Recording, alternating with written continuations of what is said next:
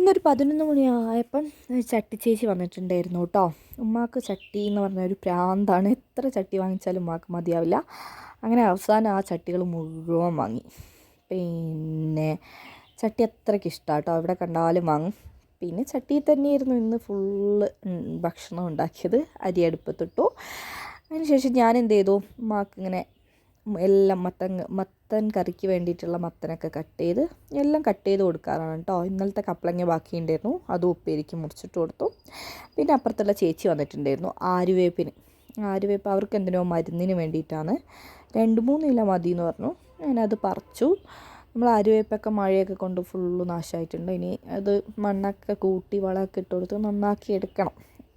അപ്പോഴേക്കും ചോറൊക്കെ തിളച്ചിട്ടുണ്ടായിരുന്നു. പിന്നെ ഉപ്പേരി സാധാരണ വെച്ചിട്ട് വറവൊഴിക്കാറാണ് പതിവ്.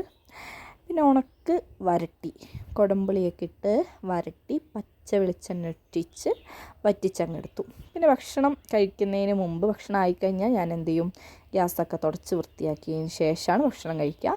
നല്ല മത്തൻ കറിയും ഉപ്പേരിയും പിന്നെ ഉണക്ക് വരട്ടിയതും എനിക്ക് ഭയങ്കര ഇഷ്ടമാണ് കേട്ടോ. ഉണക്ക് വരട്ടിയത് നന്നായിട്ട് ആസ്വദിച്ചിട്ട് യമ്മിയായിട്ട് ലഞ്ചൊക്കെ കഴിച്ചു. അപ്പം അത്രയേ ഉള്ളൂ. Tata bye.